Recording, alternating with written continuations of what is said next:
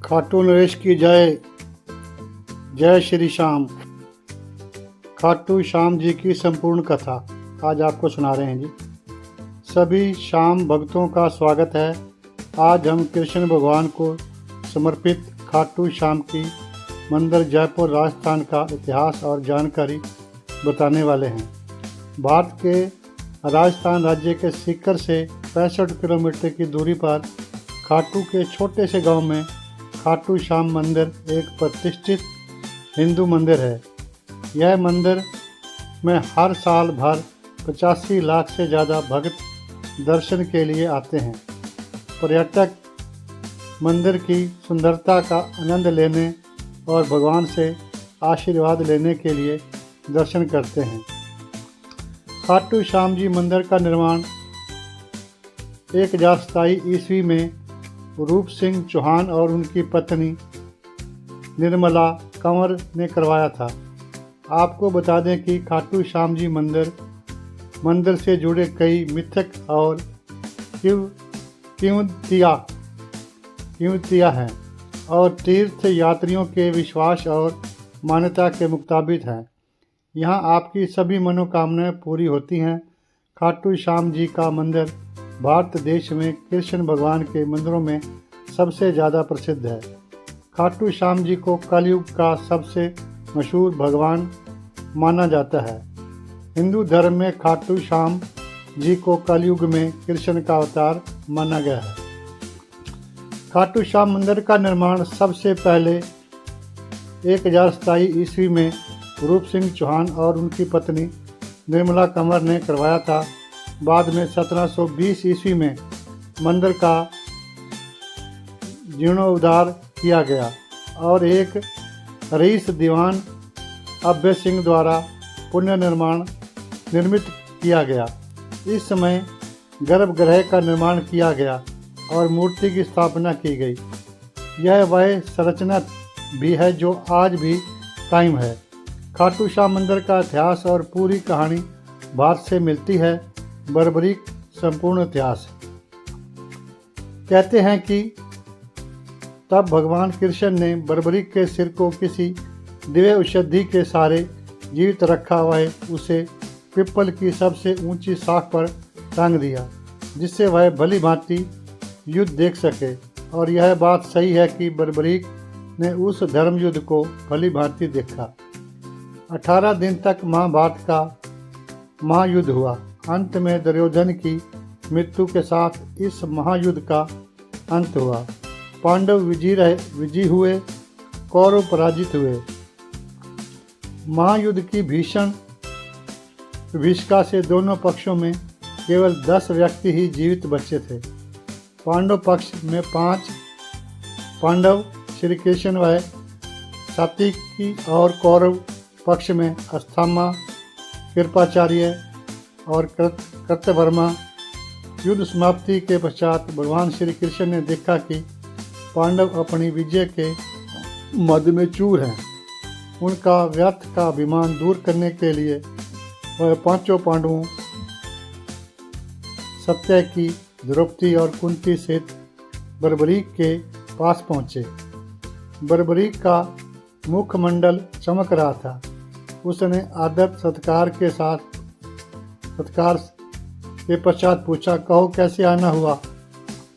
सभी उनके मुख से अपनी अपनी वीरता की प्रशंसा सुनाना चाहते थे। अर्जुन उनके मुख से यह सुनना चाहते थे कि मेरे समान धनुर्विद्या का ज्ञाता इस संसार में दूसरा कोई नहीं। वह अपनी प्रशंसा स्वयं करने लगे। बर्बरीक, क्या तुमने इस महायुद्ध को भली भांति देखा है? बर्बरीक ने सकारात्मक मुद्रा में सिर हिलाया। अर्जुन गर्व से भरकर बोला, तब तो तुम इस बात को भी मानोगे कि यह युद्ध मैंने अपने बाहुबल से जीता है। 18 दिन निरंतर गांडीव की टकार से 10 दिशाएं गूंजती रही। भीष्म पितामह को मारना कोई हंसी खेल नहीं था। भीमसेन के पुत्र बर्बरीक के मुख पर व्यंग भरी मुस्कान देखने लगे। बोले, हाँ, भीष्म पितामह के विषय में मेरा भी यही विचार है। कह चलो। रुको नहीं। अर्जुन फिर बोला, मैंने भगदत्त जैसे महाबली को मार गिराया, द्रोण को निस्तेज कर दिया था, और कर्ण जिसके भय से धर्मराज युधिष्ठिर को रात भर नींद नहीं आती थी, उसका वध भी मेरे ही हाथों हुआ। बाद में अश्वत्थामा को मणिरहित भी मैंने ही किया था। क्यों बर्बरीक, अब तो तुम मेरी और मेरे गांडीव की प्रशंसा करोगे? बर्बरीक खुलकर हंसा। उत्तर दूंगा, और फिर भी किसी को कुछ कहना हो तो कह लो। भीम बोल पड़ा, मेरी इस पर्वत सी विशाल गद्दा के विषय में क्या विचार है? बर्बरीक, तुमने देखा होगा कि इसी गद्दा के सारे मैंने दुष्ट दुशासन का रक्त पिया।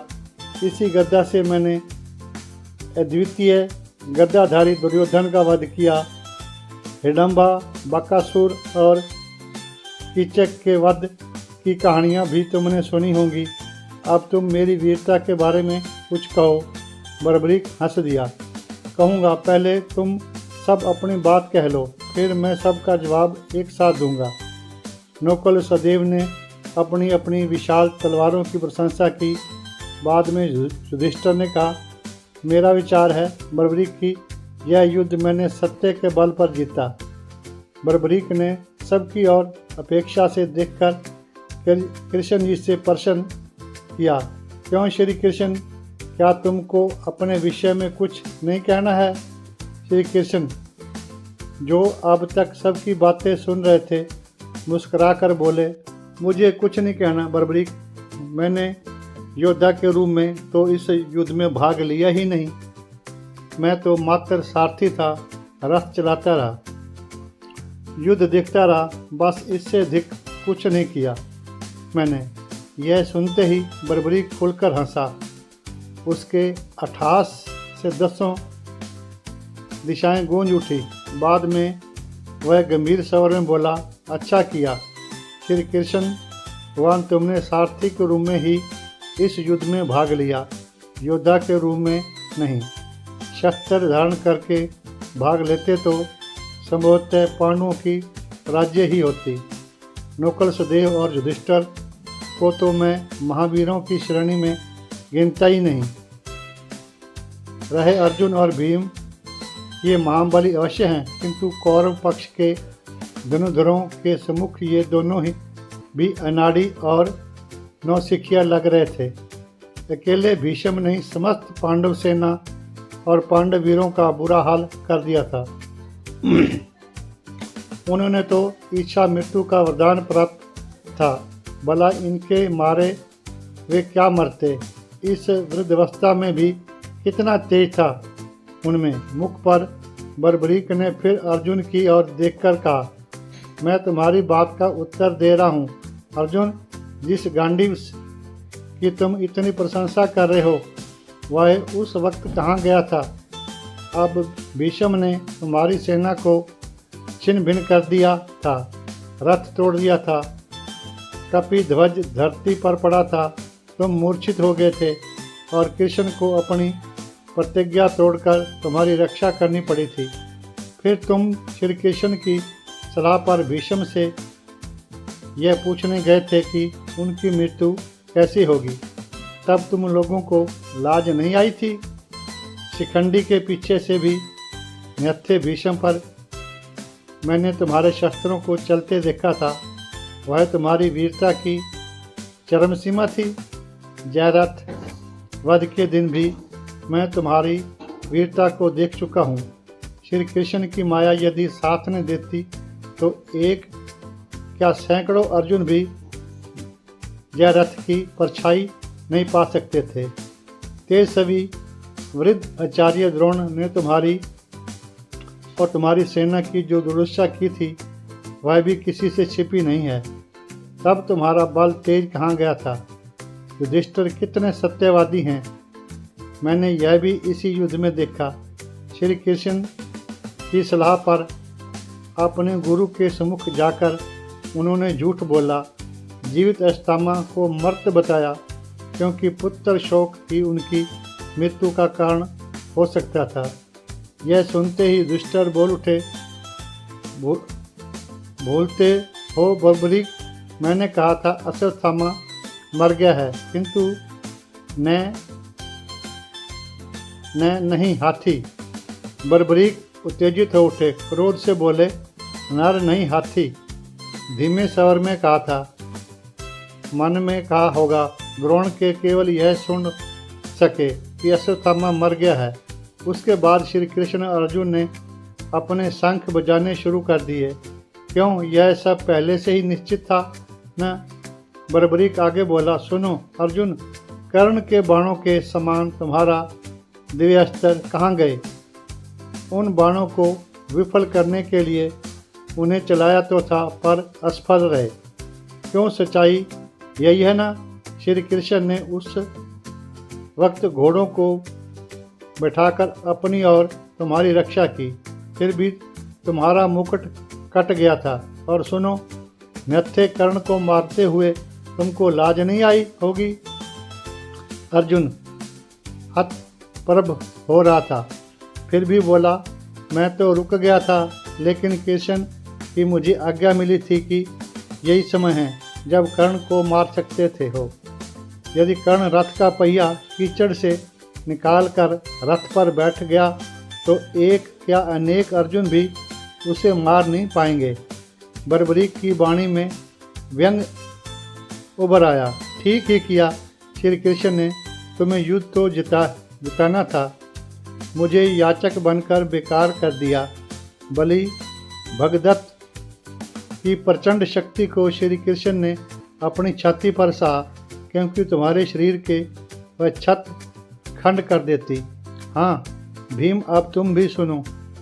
यह तो सच ही है कि तुम अतुल बल के स्वामी हो। तुमने निश्चित ही हिडम्बा, बकासुर और चीचक को मारा, पर यह युद्ध तो गदा से नहीं जीता जा सकता था, क्योंकि इस युद्ध में इस युग के सर्वश्रेष्ठ धनुर्धर सम्मिलित हुए थे। धनुर्धर कर्ण के सम्मुख तुम्हारी गदा को क्या हो गया था, जो तुम जान बचाने के लिए हुए हाथियों के झुंड के पीछे जा छिपे थे। कर्ण ने अपने धनुष की डोरी तुम्हारे गले में डालकर तुम्हें बाहर खींच लिया था। वह चाहता तो तुम्हारा वध कर सकता था, किंतु उसने तुम्हें छोड़ दिया। और तुम्हें ही क्या, उसने नकुल, सदेव और युधिष्ठिर को भी छोड़ दिया था। आज तो तुम सब अपनी वीरता की डींगे हाँक रहे हो, लेकिन यह भूल गए कि तुम उस महारथी से प्राण दान लेकर लौटे थे। वास्तव में ही वह सच्चा दानी था। तभी श्री कृष्ण और कुंती की आंखें टकराई। कुंती की आंखों में आंसू थे, किंतु बबरीक बोलता ही रहा। उसने अवसर मिलने पर भी तुम्हें क्यों नहीं मारा, यह वास्तव में अद्भुत रहस्य है। वैसे इस बात से उसकी करुणा तुम पर प्रकट होती है। जयरथ के सामने तुम्हारी वीरता कहाँ गई थी? उसने तुम्हें चक्रव्यूह में घुसने नहीं दिया था। सुनो भीम, तुम्हारे और दुर्योधन के बीच हुए गदा युद्ध में तुम अपनी महानता प्रकट कर सकते थे, किंतु वहाँ पर भी तुमने नीचता का प्रदर्शन किया। श्री कृष्ण ही के इशारे पर गदा युद्ध के नियमों का उल्लंघन करके तुमने दुर्योधन की जांघ पर गद्दा मारी। धिक्कार है तुम्हें और तुम्हारी वीरता पर। बलराम तो तुम्हें तुम्हारी दुष्टता का दंड देने उठे थे, परंतु कृष्ण ने तुम्हें बचा लिया था, क्योंकि यह सब उन्हीं के इशारे पर हुआ था। धन्य था दुर्योधन, वीरता की लाज रखनी उसे आती थी। युधिष्ठिर के यह कहने पर भी हम पांचों में किसी को भी द्वंद्व युद्ध के लिए चुन लो। उसने अपने से बलि को चुना। यदि शेष चारों में से वह किसी एक को चुन लेता तो क्या होता? गदा युद्ध व मल्ल युद्ध में ये सब उनके सामने खिलौने जैसे थे। वैसे युद्ध में तुम्हारी भी मृत्यु निश्चित थी, क्योंकि वह गदा युद्ध का श्रेष्ठ ज्ञाता और बहुत फुर्तीला था। फिर बर्बरीक सांस भरकर बोला, श्री कृष्ण की नीति पराजित कैसे हो सकती थी? मुझसे यदि कोई पूछे तो मैं यही कहूँगा कि इस युद्ध के वास्तविक विजेता श्री कृष्ण ही हैं, जिन्होंने अपनी बुद्धि और नीति के सहारे इस युद्ध को जीता। मुझे तो इस युद्ध में चारों ओर श्री कृष्ण ही श्री कृष्ण नजर आते थे। श्री कृष्ण नीति की जय हो, यह कहकर बर्बरीक मौन हो गया। इतना सुनकर श्री कृष्ण ने महाबली को खुश होकर यह वरदान दिया कि महाबली बर्बरीक, कल युग में तुम मेरे नाम से पूजे जाओगे और जो तुम्हें सच्चे मन से ध्याएंगे वह मन वांछित फल पाएंगे। और आज यह सच जग विख्यात है कि उस काल के बर्बरीक आज के बाबा श्याम हैं। आज सारा संसार उन्हें शीश के दानी के रूप में जानता है और जो भी सच्चे मन से इनकी शरण में खाटू श्याम जी जाता है उसके समस्त कार्य प्रभु श्री श्याम पूर्ण करते हैं और उनके जीवन को सुख संपदा व खुशियों से भर देते हैं। आज के बाबा श्याम हैं। आज सारा संसार उन्हें शीश के दानी के रूप में जानता है और जो भी सच्चे मन से इनकी शरण में खाटू श्याम जी जाता है उनके समस्त कार्य प्रभु श्री श्याम पूर्ण करते हैं और उसके जीवन को सुख संपदा व खुशियों से भर देते हैं। पौराणिक कथाओं के अनुसार युद्ध समाप्त होने के बाद भगवान श्री कृष्ण ने बर्बरीक के सिर को आशीर्वाद देते हुए रूपावती नदी में बहा दिया था। माना जाता है कि कलयुग में बर्बरीक का शीश सीख करके खाटू गांव की धरती में दफन मिला। कहा जाता है कि एक गाय जब शमशान पार कर रही थी तब उसके थनों से दूध बहने लगा। इस चमत्कार को देख गांव के लोगों ने उस जगह खुदाई की जिसमें बर्बरीक का वह शीश मिला, जिससे भगवान श्री कृष्ण ने नदी में प्रवाहित कर दिया था। बर्बरीक का शीश मिलने के बाद खाटू गांव के राजा रूप सिंह को एक स्वप्न आया जिसमें उन्हें मंदिर बनाकर वह शीश उसमें स्थापित करने का आदेश मिला और राजा ने ऐसा ही किया। माना जाता है कि वहाँ आज खाटू श्याम का कुंड है जहाँ पर बर्बरीक जी का शीश भी मिला था। इसी कारण इस कुंड की भी विशेष मान्यता है जिसे श्याम कुंड कहा जाता है। ऐसी मान्यता है कि कुंड में स्नान करने से जातक को बाबा खाटू श्याम का आशीर्वाद प्राप्त होता है, साथ ही पुण्य की प्राप्ति होती है। ऐसी मान्यता है कि इसी जगह पर बाबा श्याम ने कृष्ण जी की मांग पर अपना शीश दान कर दिया था, जिसकी वजह से वह शीश के दानी कहलाए थे। इसी जगह पर बाबा श्याम का सिर अवतरित हुआ था, इसलिए इस कुंड में स्नान करने का खास महत्व है। बाबा खाटू श्याम की कृपा प्राप्त होती है। इसके अलावा सभी तरह के पापों से छुटकारा मिलता है। यदि यह वीडियो आपको अच्छी लगी हो तो कृपया लाइक करें और इस प्रकार की और वीडियो देखने के लिए चैनल को सब्सक्राइब करना न भूलें। कहानी सुनने के लिए आपका सबका बहुत बहुत धन्यवाद। प्यार से बोलो हारे का सहारा की जाए।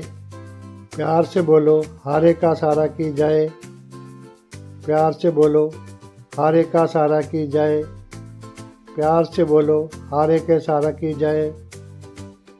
जय श्री श्याम, जय श्री श्याम, जय श्री श्याम। बाबा जी का महाशक्तिशाली मंत्र। ओम श्री श्याम देवाय नमः। ओम श्री श्याम देवाय नमः। ओम श्री श्याम देवाय नमः। ओम श्री श्याम देवाय नमः। ओम श्री श्याम देवाय नमः। ओम श्री श्याम देवाय नमः। ओम श्री श्याम देवाय नमः। ओम श्री श्याम देवाय नमः।